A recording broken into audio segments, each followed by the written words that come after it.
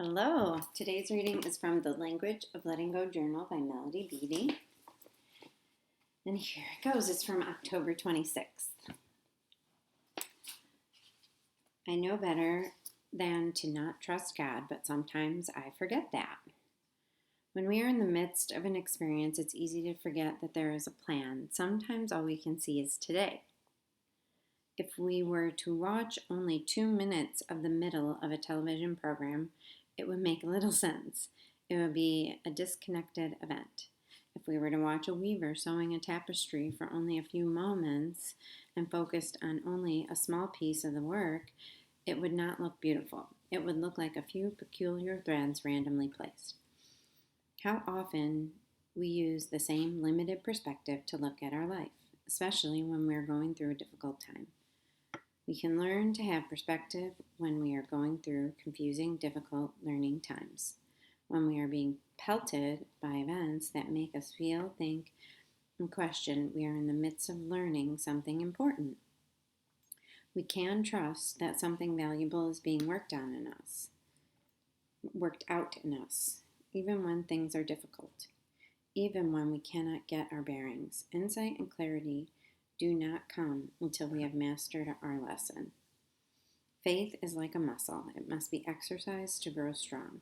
Repeated experiences of having to trust what we can't see and repeated experiences of learning to trust that things will work out are what makes our faith muscles grow strong. Today, I will trust that the events in my life are not random. My experiences are not a mistake. The universe, my higher power, and life are not picking on me. I am going through what I need to go through to learn something valuable, something that will prepare me for the joy and love I am seeking. And,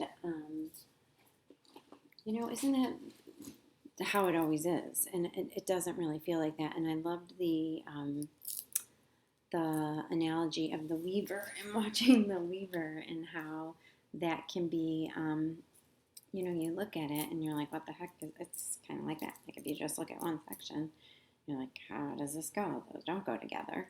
But when you see it, it ends up looking beautiful. And I think that it reminds me of the term AFGO, another friggin' growth opportunity. And we have a lot of them. But as we get through them and as we grow, we learn to accept certain things in a much easier way. We learn to get through some of these moments where I would normally be stressing about for days. It's only a few minutes or half an hour or half a day.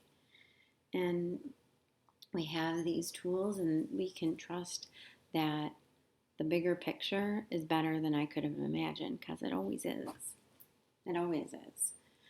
And I just complicate things. And when I do trust that things are all conspiring together, and this whole idea that it always works out, it might not be what I want it to be, but it usually ends up being good one way or another. And I think it's either growth or acceptance or surrendering my expectations of how I think it's going to turn out. That's when it ends up being something positive and something helpful and something that teaches me a lesson that I can either use again in my life or possibly help another with that is going through the same thing. So I hope you have a wonderful weekend. I will be back again tomorrow, and you can find me at awkwardandawesome.org. I do all kinds of fun stuff, so look me up and hit me up on Facebook. I have an Awkward and Awesome page. So be well, be good, be happy.